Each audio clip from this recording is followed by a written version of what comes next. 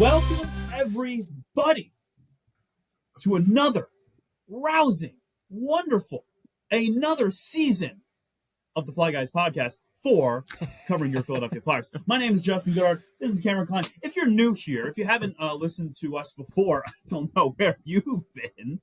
This is episode 212, 211, 200, whatever. You know, Cameron, we're coming up on 6 years of this show is about to turn 6 years old in less than 2 months. December 11th, 2019 is when we started this podcast. And Cameron has not fired me yet from the show, which I'm appreciative of. But, Cameron, it's another season of covering the Philadelphia Flyers. This is our first episode since the season began. The Flyers are a 1-1-1 team as we come into you on this Tuesday night here from it's fall. The leaves are changing colors. The temperature is finally dropping. And you know what else is dropping now? The puck. And be sure to check out every game that you can for the Philadelphia Flyers this season and get all the coverage that you can from Broad Street Hockey. Cameron, how you doing, bud? I'm good. I am good. I actually am good. I'm a little tired, but ultimately good. I think I'm just more into the we're starting to get into the cozy mode. You know, it's getting colder. Yes. We were just mentioning it off here. Temperature's coming down. It's getting nice. But up here in Massachusetts, getting it's winter's. It's coming, and it's letting us know it's coming. It's coming. It's almost and the here. Boston Bruins are 3-1 to start the season. Cameron, how pumped up is that city for this hockey team this year? Not even talking about it. Not even. Yeah. Well, the Patriots are 4-2. That probably is a lot to do with That's why. That's why they think Tom Brady came back in the form of a kid from North Carolina, and maybe he did. Maybe he did. I mean, I'm not here to crap on them. They're playing well. They're playing well. Is it any coincidence that the moment that the the prodigy from North Carolina leaves, the former prodigy of New England goes to North Carolina, and now North Carolina is like a completely losing college program? Does the New England love the fact that Bill's failing in North Carolina? Mm-hmm. Yeah.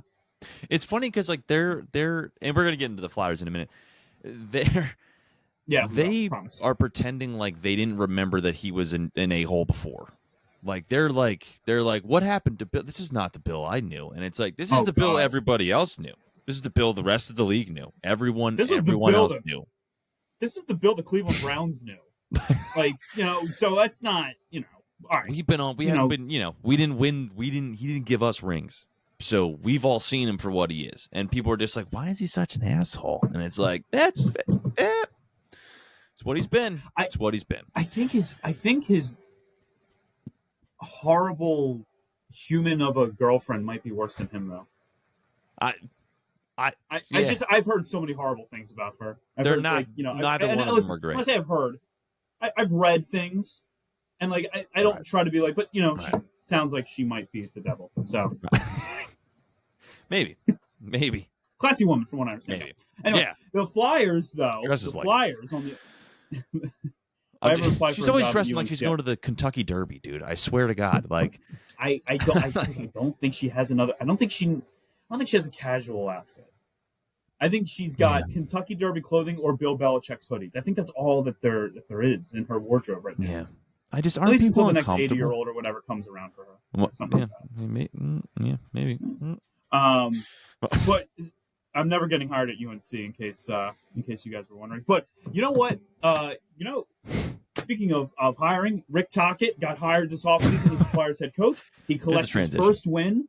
The Flyers beating and honestly playing really well in 2 games against the 2-time defending Stanley Cup champion Florida Panthers. Last night they get the win that they were looking for on their home opener. And can I also just say, I couldn't see all the shots from the stadium. Looked like a great turnout for the home opener. I think the Philly fans absolutely needed it right now with the disaster that is the Philadelphia Phillies and with the current potential disaster that is the Philadelphia Eagles. They were looking for a feel-good moment, and they got one last night in a really, really nice win.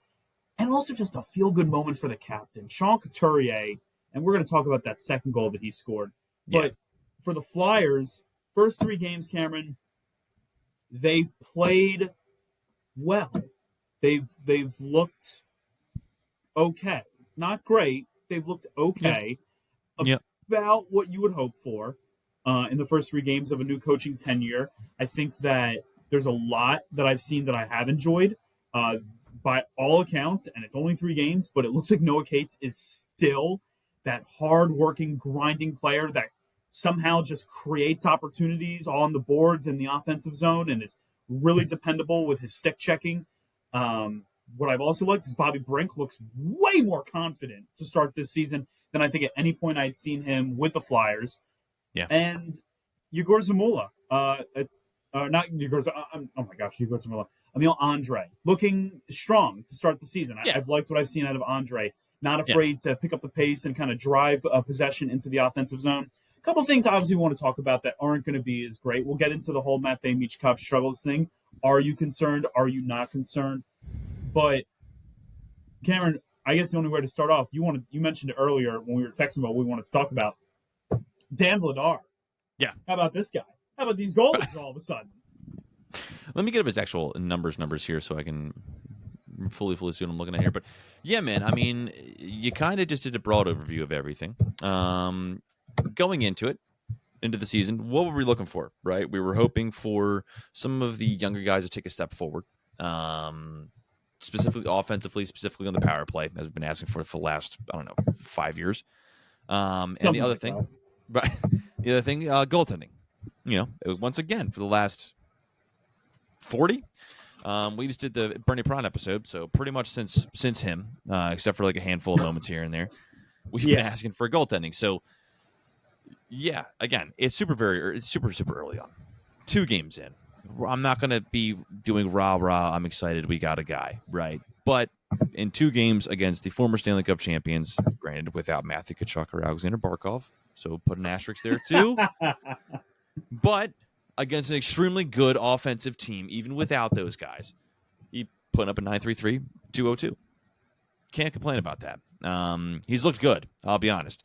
The other night, the second game they won against Florida, to me, if it wasn't for Vladar, I don't know if they fully pull it off, because going into that third period, Florida was coming, and Vladar really held his own. And if he didn't, I don't know if it would be a 5-2 game. I think it would be a lot more back and forth, and maybe one goes in and momentum swings the other way, and Sean Couturier doesn't have the great night that he has. So I got to give him a lot of credit. That third period was rough. Yeah. Until it wasn't.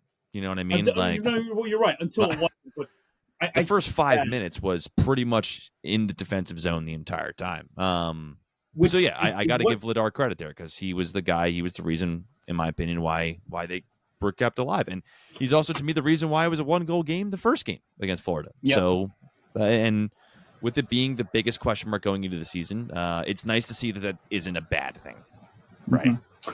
But I'm not going to get overly excited either yet. I think that with Vladar, you make a really good point about not getting too excited, and you shouldn't, because at the end of the day, Cameron's right. We haven't had a goalie in this town that's been dependable, and what are the odds that what did we give him, like 2 years, $5 million, something like that? What are the odds that like some off-the-market free agent signing, a guy that had spent time with the Calgary Flames and had put up pretty underwhelming numbers, is going to suddenly arrive at the Philadelphia Flyers and, become Dominik Hasek 2.0? Like, that's just not what's going to happen. But what I will say is that that's a goalie, and we've said it a lot on this show, I needed a save, and he delivered said saves last night. Yes, he did. And I almost texted you towards the tail end of the second period after the Couturier breakaway goal. I was ready to text and be like, all right, definitely best period I've seen out of them so far in these 3 games. And then right at the end, that goal comes on the wraparound by Sam Reinhart. And I thought, they dominated the Panthers in the second period, and they're only going into the intermission up by 1. That's frustrating, because it should be a 2-goal lead. Yeah. And then it took the Panthers no time that goal scored on the power play was just one of those. I felt a little bit of boiling, and then the Garnet Hathaway penalty on goaltender. Yeah, that was bad. Which, by the way, NHL, if that's a penalty, make the blue ice illegal again. Just make it illegal, because there's no reason why that should have been a penalty in my opinion. Right. But then they get the 4-on-4, and they get the power play, which they do nothing with. And they had attack time during the power play, but they still didn't score. So, like, at the end of the day, you might say, oh, well, they look good. If the puck's not going in the net, then the puck's not going in the net. Right. But that sequence that led to the Flyers' game-winning goal. Firstly, Couturier gets belted from behind as soon as the power play ended. And then Zegras has the puck behind the net. You already know where this is going. When I saw the two defenders flying at him, I thought they're going to put him through the glass.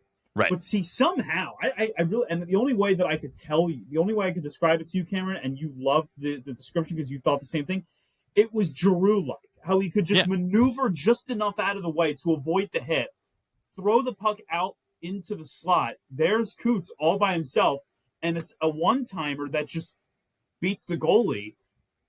It was one of the prettiest goals that I've seen any Flyers player create in a situation like that in, I don't know how long. It also showed the talents that Trevor Zegras had, and we were all kind of like waiting, like, okay, this was like the big acquisition over the offseason. Right. Guy needs a fresh start. He's a promising player. What can we get out of him? That's what you can get out of him. That's a guy that can create plays. He can create chances, which this team hasn't had enough of, in my opinion, over, I don't know, 5-10 years now. Yeah.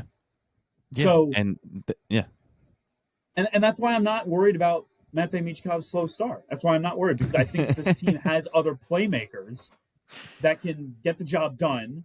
Tyson Forrester, Owen Tippett, Trevor Zegras, Travis Konechny, all these guys.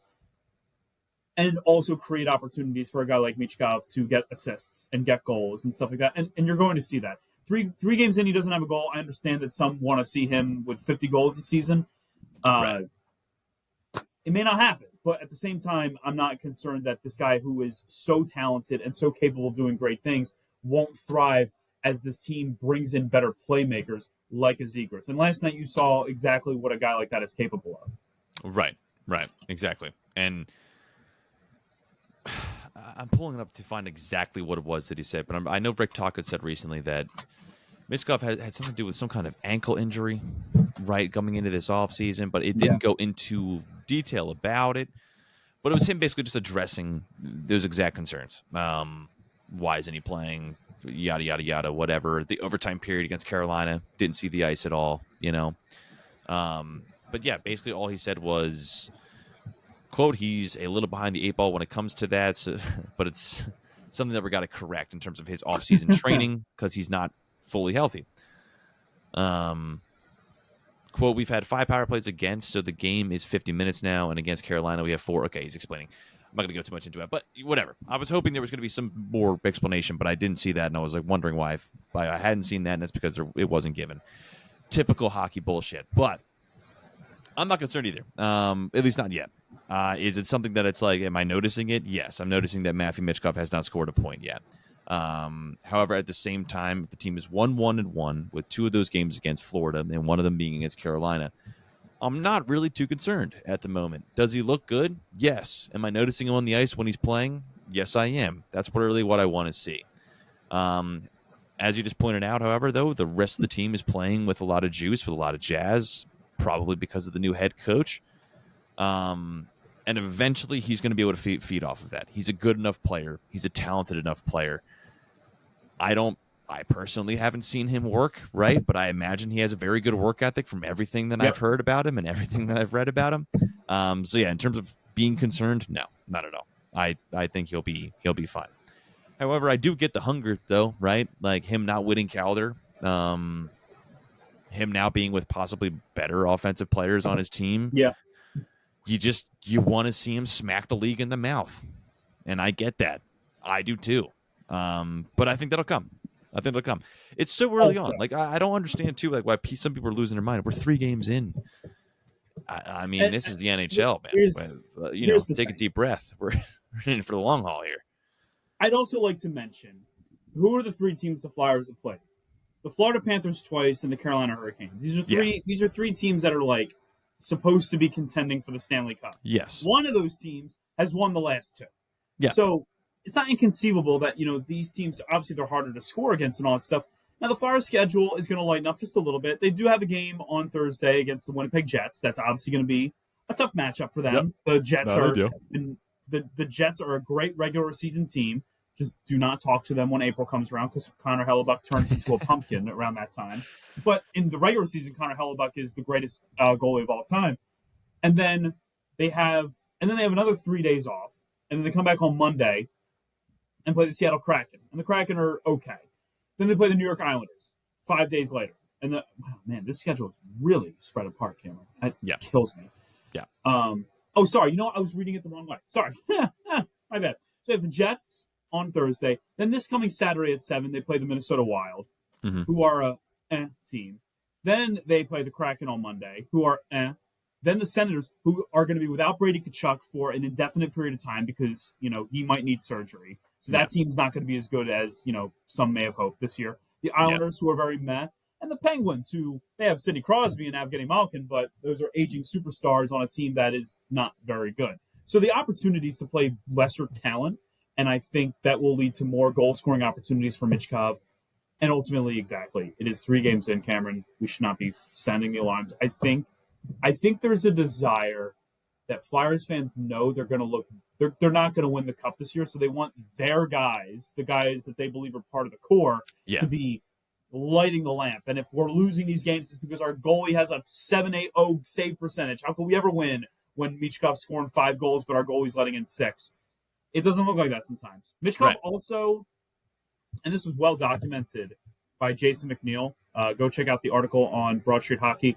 The article of why we shouldn't panic over Matvei Michkov's disappointing start. He mentions that these droughts are no stranger to Michkov, that he had many of them in the 80 games that he played last year during his rookie season. So maybe for the start of, maybe for at least a team that doesn't have a world of talent around him, he can be a little hot, he can be a little cold. That's just kind of the name of the game, I think. Well, I think that's also hockey too.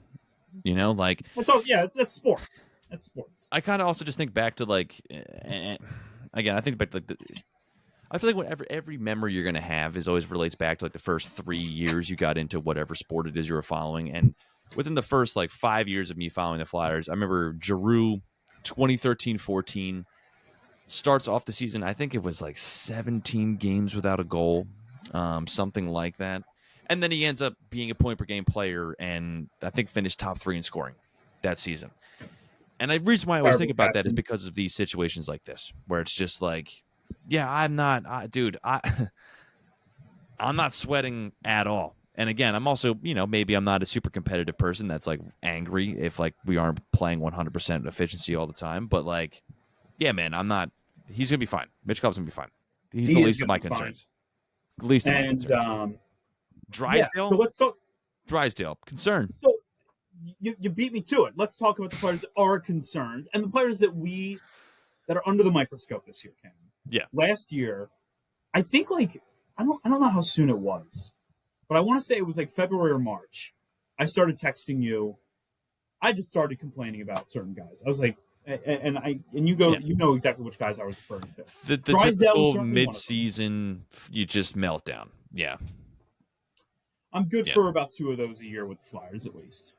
And the Drysdale drama, where I think a lot of people had kind of reached their breaking point with Drysdale. Now, what does help is the guy that we traded to get Jamie Drysdale isn't exactly lighting the world on fire just yet. So there's time for Drysdale to kind of save face and continue to be a work in progress that could get better. But the point is that this is a very key year. He now has one of his best friends on this team. So in theory, it should make his life a lot more fun to be a Flyer. And hopefully with it being more fun, that means it's more light, which means you play better. That's the logic some people are going to roll with in their head. But he's one of them that you mentioned. And by the way, I would not say he's looked great in these first 3 games. I would not say that he's looked abysmal either, but he's had a few plays where you're no, not great. Right. I would agree. Player number 2 is Owen Tippett. Yeah. Where he is supposed to be the big power forward that can make it happen. He's your Keith Primo. He's whatever player you want to equate to the past. And Owen Tippett has incredible speed. He has incredible skating skills. And he has an incredible knack for missing 20 out of the 22 shots that he's going to take. That he's going to be well wide of the net. And by the way, last night, the Flyers may have scored 5 goals. Really, they scored 3 goals, but we'll let it go. they were having such a tough time getting shots on net. It was insane. How many times I heard so-and-so hit the side of the net, so, fired wide. Mm-hmm. Tippett is known for doing these things. So he's another one that is extremely under the radar this season for the Flyers. And any fan that is paying attention to this team, that's a guy that, and you might say, what are you expecting? If we pay him the money that we're paying him, I'm expecting him to be a difference maker. So he's another one.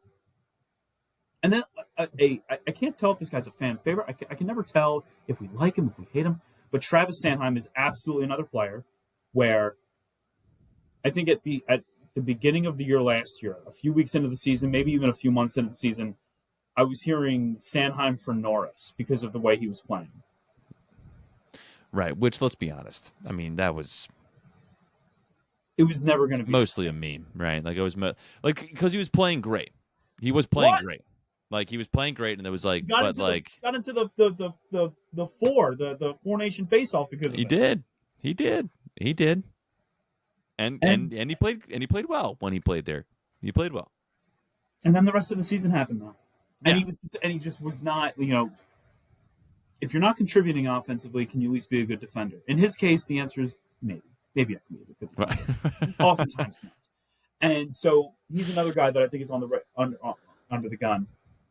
I can talk to you about Bobby Brink, but the thing is, I think the expectations are fairly low for Bobby Brink to begin with. Yeah. And any way that he overachieves, we're going to see as a huge accomplishment. Noah Cates has high expectations for me, but so far he's lived up to them, so I'm confident that he's going to be a guy. Tyson Forrester, for sure, is another guy that's under the radar a bit for me. Not as much as the other three, but I'm expecting your three to be, hey, how about 25, 30 goals for you now, since you're the sniper, right? Like, you're that guy. Right. We can talk about Sam Ersan, but clearly the Flyers have already indicated that by the way that they're stacking who's playing, he's goalie B. So that now my expectations for him I think are fairly reasonable because I've thought of him as a number two, so he now gets to be a number two. Right. I think you nailed it. In terms of the guys you're looking at, I think you nailed it. I think for me, Drysdale's the biggest one because of the trade. Yeah.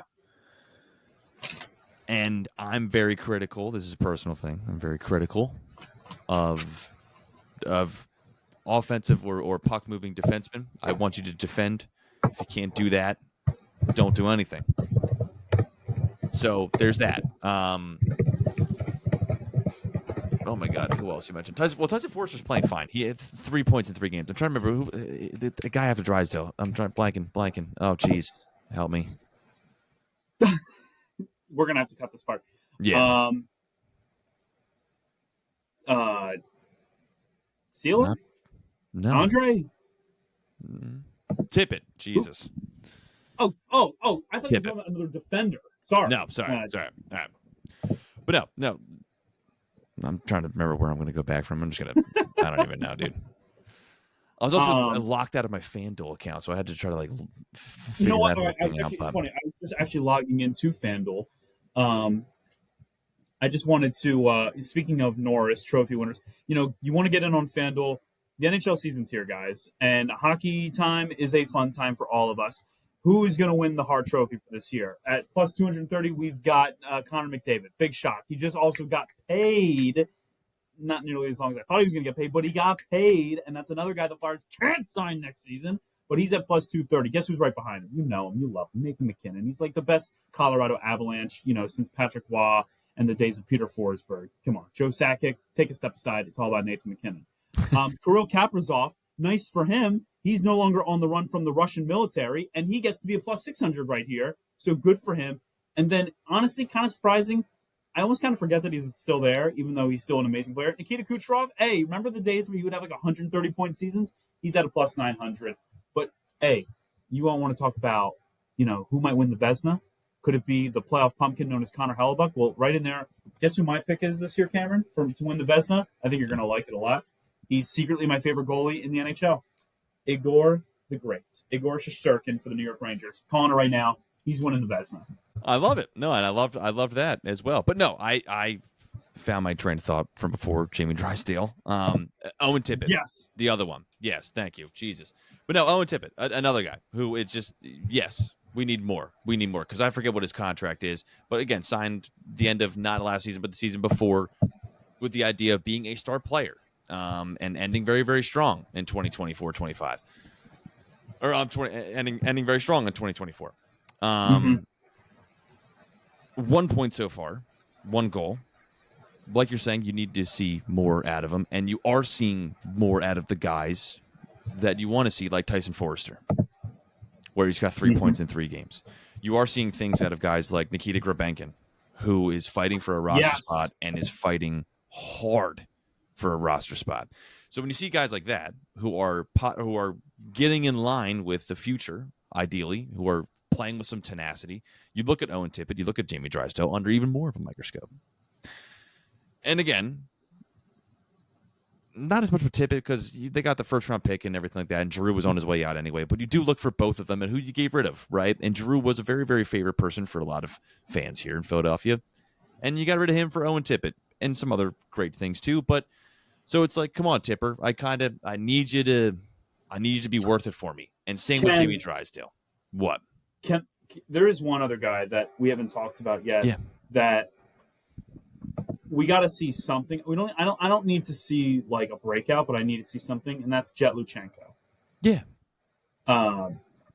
So far, I've seen I really haven't seen much. I think he drew a penalty last night. I think he did. I'm pretty sure Jet Luchenko drew a penalty, which is good. Like that's that's the kind of stuff that you don't find in the stats. That's something that you have to watch the games to know what's going on. Yeah, he's aware, right, and that's good to see. This is kind of like one of those moments for the Flyers where it could go really well for them if certain guys turn into something. And I'm not saying turning into the thing, but just something. Right. Grabenkin's a good example of that. Grabenkin looks. I love what I've seen out of him so far. I've noticed when you're noticing a guy as you're watching them, that isn't immediately being broadcasted to you by Jim Jackson when he's mentioning them by name. If you're noticing them alive, it's usually a good thing. Well, usually, a good thing. Right? Sometimes it could be really bad. Sometimes they're really bad. But no, you're right. You're right. Like 9 times out of 10, it's usually yeah. Mm-hmm.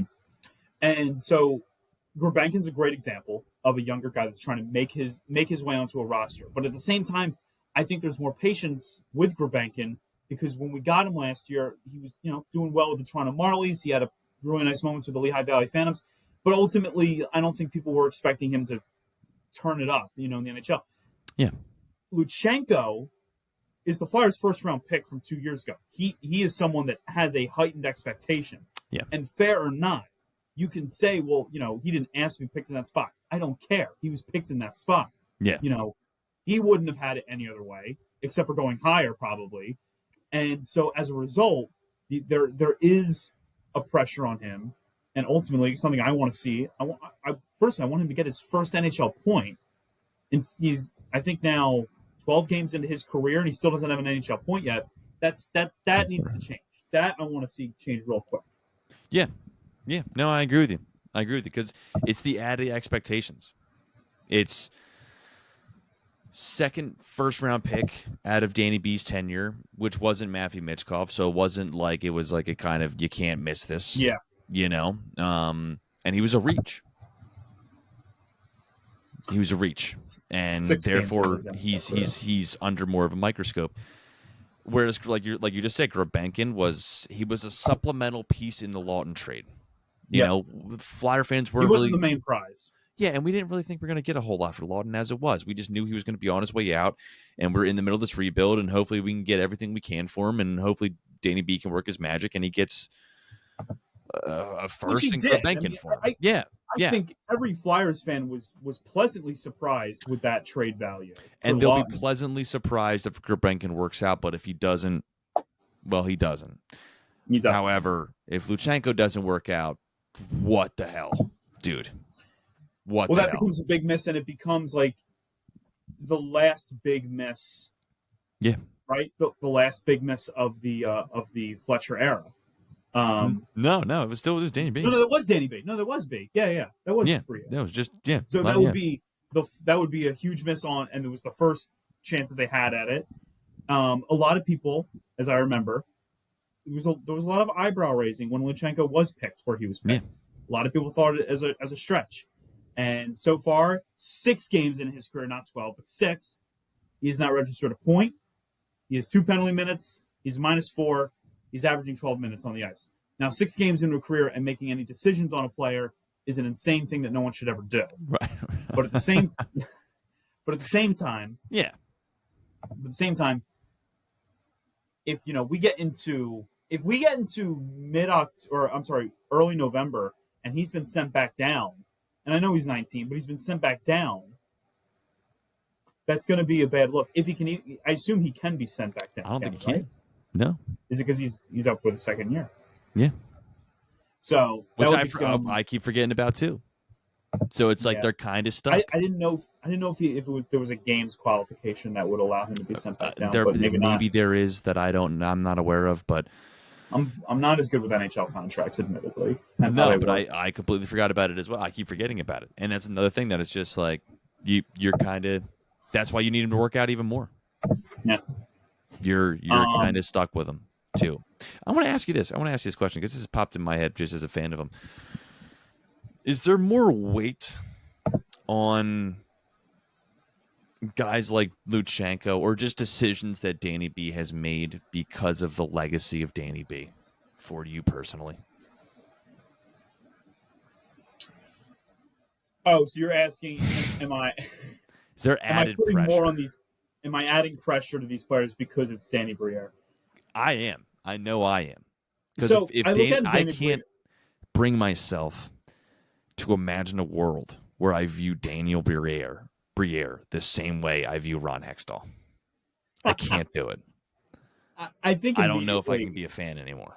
I think immediately, Danny Briere and Ron Hextall. So Ron didn't do a thing. I think Ron would have sat with Cutter Gauthier unhappy and not playing for as long as he possibly could have. Do I put more pressure on these? I don't know if it's because of Briere as opposed to I'm so desperate for good hockey in Philadelphia and I need these guys to be good. Yeah. Briere's legacy there's that to me, too. I want everyone listening to hear these words because Ron Hextall for many is soured because of what happened as his time as a GM. Danny Briere, when he arrived in Philadelphia in 2008, was the big-time free agent acquisition. He spurned his hometown Canadians to be a Flyer. Yeah. Money talks, and Ed Snyder did some talking. Yeah, less taxes in the U.S. than Canada. And remember what the Flyers were when he got there. Less taxes. Remember what the Flyers were when he got to Philadelphia. Remember that season, 2006, 2007? They were the worst team in the NHL. The only team worse than them were the Chicago Blackhawks, which is why they got Patrick Kane and didn't. But the other thing that comes with that is that Briere's first year in Philadelphia, he is incredible. Yeah. And the Flyers had this miraculous turnaround. And memory fails me a lot because I was only 13 years old when that year was happening, and I wasn't paying attention as much as I do now. Right. I actually think that we lost Simone Gagne very early on in that season. I believe we only had Gagne for about 15 games into the year. And then Briere was basically Richards, and Carter were like the guys, along with newcomers like Kimmo Timonen and such and such. And Marty Biron was in his first full year of being a Flyer. But Briere, in a way, kind of saved Philadelphia Flyers hockey. Because 2008, he's amazing. 2009, he gets hurt, and he misses most of the year. 2010, he has arguably the greatest playoff performance by any Flyer ever. 30 speaks points. For itself. Yeah, almost single-handedly wins the Stanley Cup for the Flyers with the way that he played. So Briere's legacy for me is solidified as one of just I would buy his jersey now. If he turns out to be a failure of a GM, I would still probably buy his jersey. Okay. But I also think this about him. I think that he is someone that is in with the new age of hockey, and he does have an understanding of what the Flyers need to be. No, I agree.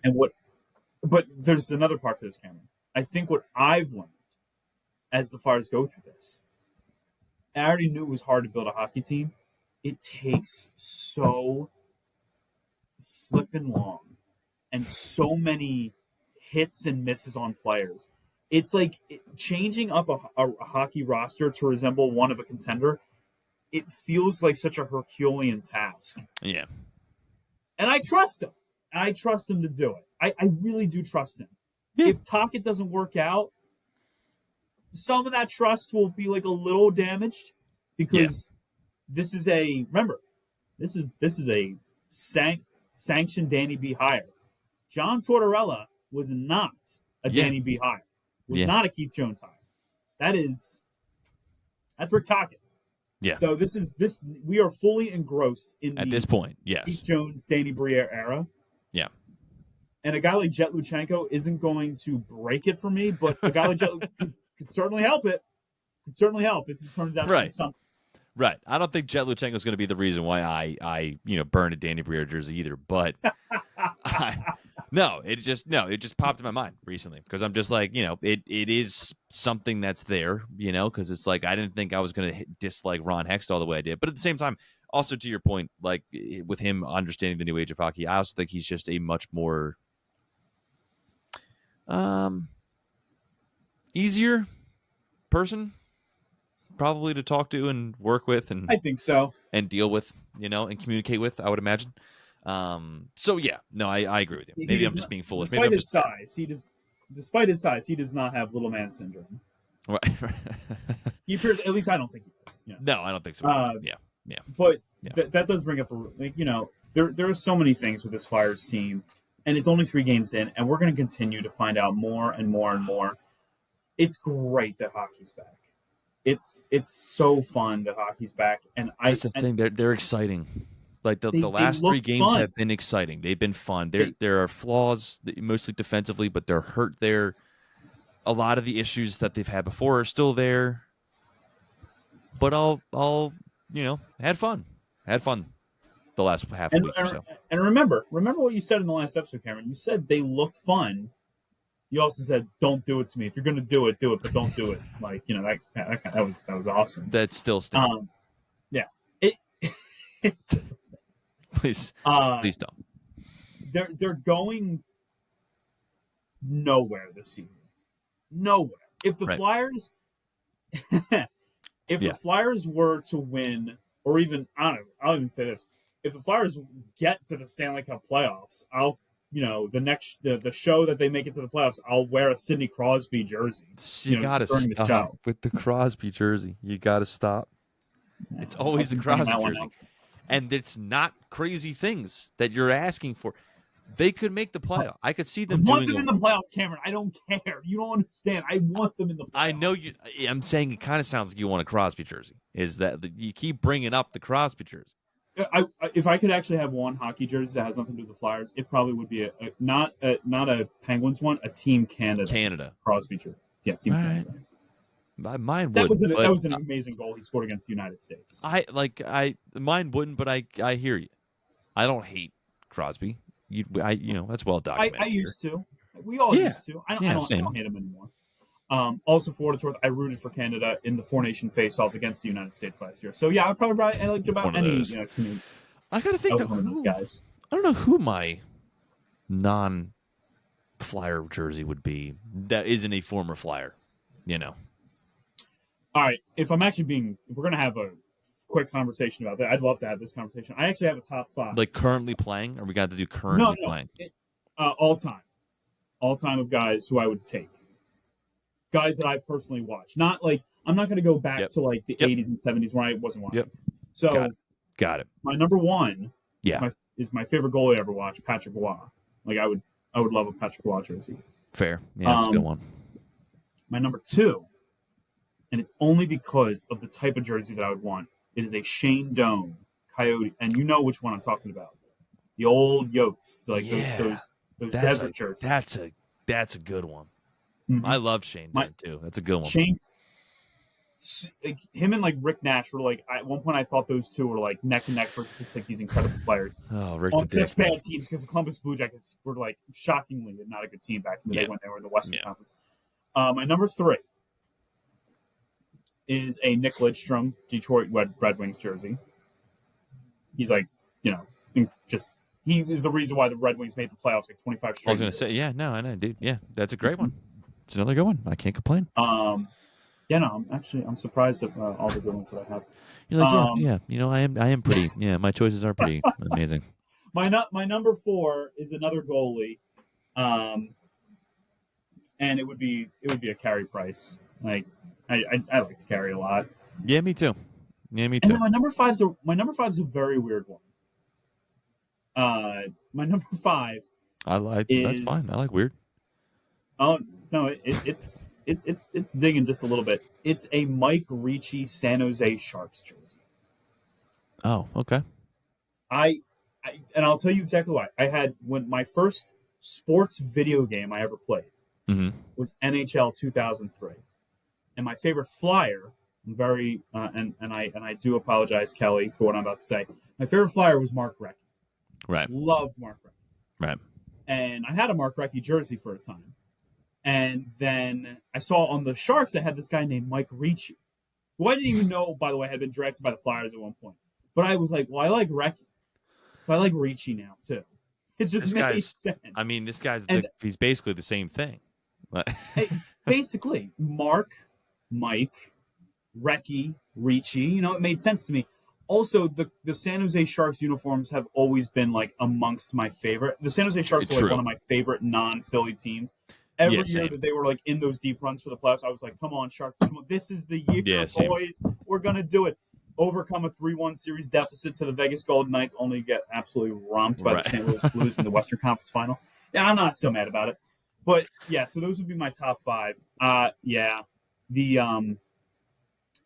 Shane Doan one. If I could get like the desert, like the desert version of that jersey and Shane Doan, I would take that. That actually might usurp as my number 1. That's a good one. It's because of the Yotes jersey. Yeah, that's it. Like that. It's that's the only reason, and that's because it's one of the greatest hockey jerseys of all time. Arguably the greatest hockey jersey. Yeah, hockey uniform out there. Yeah. Arguably. Yeah. Also, fun fact: would take it. Patrick. I'm sorry, not. No, he played for them. Did he?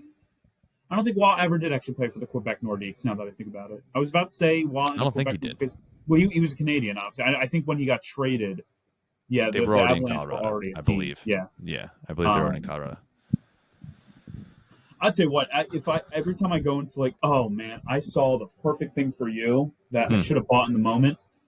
I was in like this. Yeah, I know. I'll go back and get it if I need to. I went to a Plato's Closet with Miriam. Oh, dude, yeah. And I found a perfectly fitting, like, old Miami Dolphins logo, just like, long sleeve, like Nike, like runner or something like that. Right. And I was like, oh, this would be so perfect. And I looked at the price. I was like, can't justify that right this second. I was like waiting for like a payday to hit. If it had hit that day, you were getting something in the mail. Right. But what I also always look for are old hockey jerseys. Not even necessarily just NHL. I'll look at like old AHL jerseys. Yes. And one day when they had like the sports like little aisle, I saw a California Seals jersey, which I didn't at the moment. I was like, nah, I didn't. I was looking for something else. But I might go back there to see if it's still there because that's crazy that anyone would have given away to a Plato's Closet a California Seals jersey. I didn't even know they had those out and about. Right. Like I don't. Yeah. Like how long have they not been in circulation? And therefore, how old?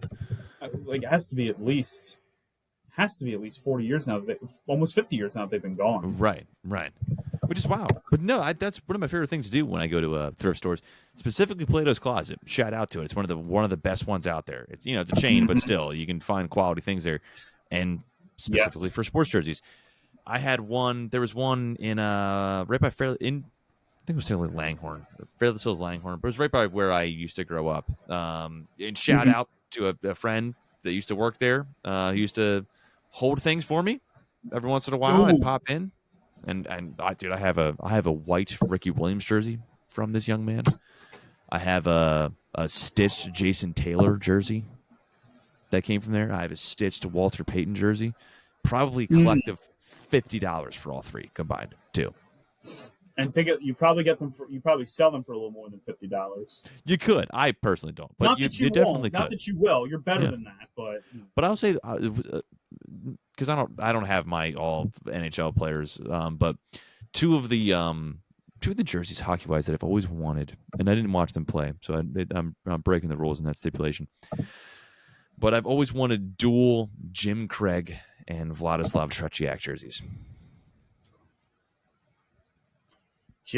Wow. I want a USA Jim Craig, and I want a CCCP Vladislav Tretiak. I want one of each. I want the showdown. You know what? I wouldn't even wear those. I would just buy 2 massive frames and hang them up next to each other. Yeah, the one on opposite sides of the room. Dude. I think anyone having a CCP jersey would be like the coolest thing. They're on. Last time I checked Poshmark, there's a couple of them on there, and there's a couple Tretiaks. And that's only for the knowledge of like how the CCCP was, for a solid 12-year period, the best hockey team in the world. It was seen as royalty to be selected to play for their Olympic team. Yeah. And something about I don't know, owning something from a dead government. I don't know. It's got some kind of punk rock level to it. You got to be careful about which defunct governments you want memorabilia from, though. Well, yeah. There's a few out there I wouldn't pick from. Yeah. Adidas didn't want it either. This is a great segue into what I wanted to quickly tell you. Tonight's a Jewish holiday. Yes. It's the holiday of Simchat Torah. So to all my fellow Jewish people that are listening, that that whether you practice or don't practice, good Yontif to you.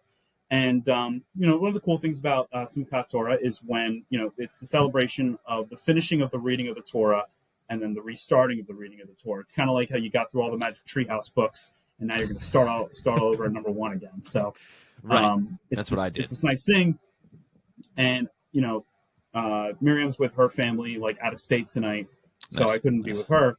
But she had encouraged, like, hey, if you could find a synagogue to go celebrate at, you should. And I wanted to get that chance and that opportunity, but I didn't. What I didn't intend on.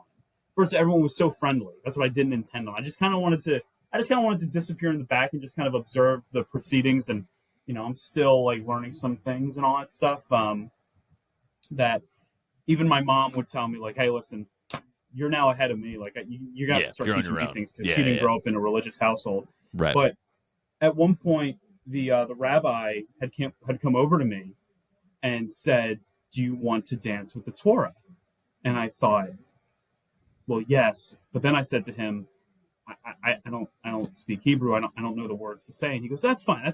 He brings me on to in front of the congregation. Oh, Jesus! He hands me a big scroll of the Torah along with 2 other people. But he did it. The reason why he even was interested in me was because when he was because he opens the door for me. And he didn't know who I was. It's not like I've ever even stepped foot inside the shul before. Right. He asked a little bit about me, and I mentioned I'm from Ben Salem. Well, wouldn't you know it? Someone else at that shul is from Ben Salem.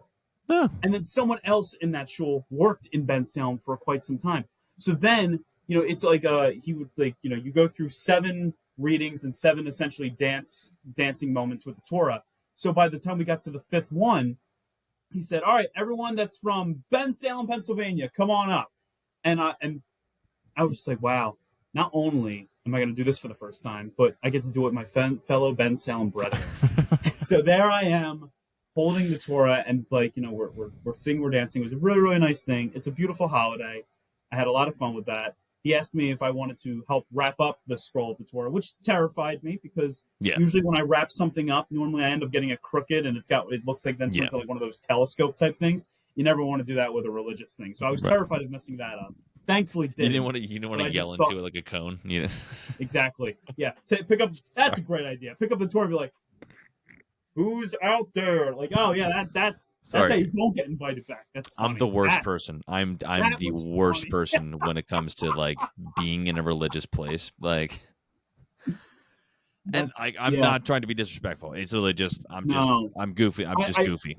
Like, let me just say this right now. Everyone was so kind. Everyone was so welcoming, and I'm glad that I had the chance to experience that. Yeah, I'm not getting on a whole religious tangent. I promise people. It was a cool night, and good Yontif to those who are Jewish out there that are listening. And if you have no idea what any of this is about, don't worry about it. Yeah. It's all cool good. Too. No one, this is a sports podcast. We'll keep it with sports. Yeah. And which I tell you what, sports have been depressing me. I needed the Flyers to have like a good, a fair start to their season, which they did. Yeah. Because on top of Orion Kerkering throwing away the Phillies season and whatever the hell it was that I watched on Thursday night with the Eagles and the Giants. You watched Cam Scattigo outrun Saquon Barkley, which was I don't think the Eagles have adjusted to what the Chiefs basically told the rest of the league, which was this is how you stop their running game. Eagles have really not even come close to addressing that. Yeah. The Eagles have not addressed a lot of things, to be fair, and I don't want to spend. I'm going to get very upset and very angry if I spend too much time on it. Well, I'll say this too. I want to just publicly, Kerkering. It was, he crapped the bed. He freaked out. He crapped the bed. It was embarrassing. It was embarrassing. It was tough. At the same time, you didn't only score one run, team. Right, in 11 innings. That is true. That's a very good Bryce point. Harper, you did go 0 for 5. That's also embarrassing. A little bit. It's also a little bit embarrassing. Just a little bit. So maybe Kerkering did something really embarrassing, but maybe y'all did too. Maybe everybody did. Maybe everybody embarrassed the city in one night, collectively. Maybe we all did. The city was embarrassed the moment they blew that 3-0 lead in game 1. That to me was, Dude, blowing also bases loaded in the 8th inning and not getting anything, getting nothing for it, with one out on starting that blew that too. Also embarrassing. Also not Kerkering. So maybe we were all going to be the poster child. He'll be the poster child for what happened. And I was mad in the moment. It was the final moment. It was the final thing. But I'm just saying, let's just remember and he should be embarrassed. I'm not saying he shouldn't, but everybody should be, right? We all should be. Everybody deserves equal shame. Okay. I do not want to hear anything about, if you're going to talk about Orion Kerkering, which I did. Yeah. I may say I talked too much. Yeah. Miriam would probably say I talked too much. But I said two things to her that also kind of showed that I still had my wits about me. The first thing I said was exactly what you said. One run ain't going to cut it. And the second thing I said was, listen, the ball glances off you. You're panicked, right? And you're insane. Your season's on the line. You're picking up the ball. You got it. You're not thinking about the fact that you probably have a play at first as opposed to coming home. Right. I know that. And that is the human element of sports. He was freaking out in his head when that ball glanced off his leg. Because he's thinking, if I don't get to this, I'm going to get death threats in my DMs. Yeah. And he got to the ball, and he's still going to get death threats in his DMs because of what happened. Which, by the way, if you are one of those people, you're a scumbag who doesn't deserve to enjoy sports. Yeah. Let me just make that clear right now. Yeah, you're a loser. Get a life. Jesus. But yeah, I agree. Harper stunk. Turner stunk. Schwarber had one good game. Alec Boehm stunk. Real Muto had one hit, I think, the entire series or something like that. Castellanos is not going to be a Philly next year. Schwarber might not be a Philly next year. We got 6 years and 8 years left on the Harper and Turner contract respectively. We assume our pitcher who's coming off of blood clots is going to be back next year. I hope everyone enjoyed what the last 4 years have been, because in all actuality, this organization has been the biggest loser organization in North American sports since its inception in 1883. And what they have given us over the last 4 years is some of the best baseball that we've ever seen. It does not come with a World Series, as is most things with the Phillies organization. If you've been privy enough to know about this organization, next year they could be really bad. Yeah. I'm not saying 56 wins bad. I'm saying with all that talent, they could win 75 games only. That might have been it. That was probably it. That was probably their last chance. Right. And if it was, damn it. Because this team had in 2023, I was thinking I'm gonna watch them win a World Series. It's gonna happen. Right. And then the collapse against the Diamondbacks happened. And I don't think they ever really recovered from that. I know personally I never really recovered from that. It's like with the Sixers. Yeah. After they lost that series to the Atlanta Hawks, I never really got over that. I'm still not really over the Atlanta Hawks series. With the Flyers, guess what? There is a series out there that I'm still not over to this day. It's the Devils in 2012, because I thought we were worlds better than the New Jersey Devils. Yeah. I still think that you play that series 10 more times, we win that series 8 times out of 10. It was just one of those 2 times. Yeah. With the Eagles, you don't think there's not a loss that I don't hold on to? It's Super Bowl 57. We were better than the Chiefs. We were the best team in the NFL. I left a freaking 15-minute voicemail on Cameron's phone at halftime talking about that game. Yeah. You know what it was for Miami? You know what's so funny? Like for me, what is your loss you don't get over? Yeah. You know, if Tannehill, if he just got that surgery, they might have won that one wild card game. It's the Steelers, right? That's the Steelers game? Yeah. They tried to murder Matt Moore. Was that Matt Moore? They tried to kill him. They tried to kill him. It was rude. I do remember him getting killed. I remember seeing it happening, and I remember literally, like, I threw my hands up. I'm just like, he's the backup. Can we? I mean, seriously? Are we not? Who was it that laid the hit? Was it Lawrence Timmons that laid the hit? I can't remember. I don't think it was Harrison. It wasn't. I'm pretty sure. It was another big name, Timmons. But I can't remember who it was. But no, for me, for the Flyers, it would be 2014, the New York Rangers. The Game 7. Because to me, you win that game, you go on to play against Montreal, who they beat all year. They win that. They go on to play against, they go on to play against Pittsburgh first, who they also beat all year. We had by that point, we had their number over the last couple of years. That was in the dead middle of a 9-game run between the 2 seasons of 2013-14 and 2014-15. Mm-hmm. And then they still had Montreal at that point, right? I think it was Sullivan at that point. I think it was that season. Was Sullivan? I think that season was when they fired Bylsma, I believe, or that off season. I'm looking it up. I can't remember if he got fired mid-season or not, but I remember being a senior in high school when he got fired. I remember where I was. 2014, 2015. Yeah, and it was him in June 6, 2014, he was fired by the Penguins shortly after Jim Rutherford was announced as the team's new general manager. Mm. Yeah, because they got rid of the manager first, who was, oh, my Lord, Shiro. Ray. R.I.P. It was Ray Shiro, yeah. Yeah, which blew me away, because when they got rid of him, I was like, you're getting rid of the guy who built the team? Like the team. Yeah, it turned out to be a great decision. Like, I mean, it did. Yeah, ultimately. They were right. But to wrap up, because now we're just kind of rambling. Yes.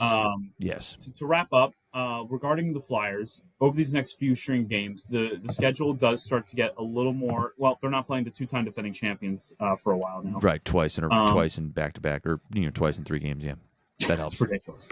I love the scheduling on the road. On the road. The Flyers have 3 more straight home games. And then they have 1 road game. This is actually an insane, the NHL.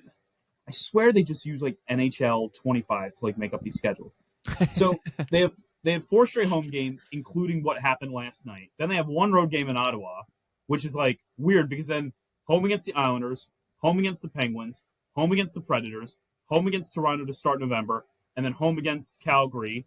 Jesus. Before they have back-to-back road games for the first time since the start of the season. Yeah. So an opportunity for the Flyers to kind of get a bit ahead of themselves a little bit. Home ice, that can be a friendly thing. New season, new beginnings. You're going to be playing teams that are also figuring themselves out. Take advantage of that situation. Take advantage of that opportunity. Yeah. And go make something for yourself.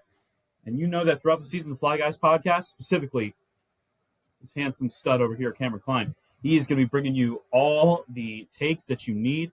And remember that this is a podcast that does not pride itself on hot takes. We pride ourselves on the rational take. Yeah, something like that. Yeah, which unfortunately I don't really have any takes right now because they're not playing. Here's one more take for you that I'll give you. I mean, I was going to say their odds to hit 100+ points this year, which is a plus 1,100. Earlier today I was looking. I think they, for some reason I'm not seeing it, but they had a team record of 90+ points. I believe plus 200. I'm not seeing it right now, but I saw it earlier today. And that, to me, plus 200 seems like actually not a horrible bet to make because you can make some money off it. Whereas 80+, I believe they are, let me look. I want to say they're minus. I want to think minus 150, I believe. I'd take that plus 200 on 90 points. I don't think it hurts to try a bet like that. And that's on FanDuel, which the Fly Guys podcast is proud to be sponsored by. And we thank you all for tuning in. His name is Cameron Klein. He's lovely. It's a beautiful face, Cameron Klein. Wonderful Thank you. face. I did shave. It's that time of year. A lot of people say it's Movember. I just say, I just sort of say October. I didn't want to wait. Oh, I like that. I like that. My name is Justin Goodhart. Be happy, be healthy, and as always,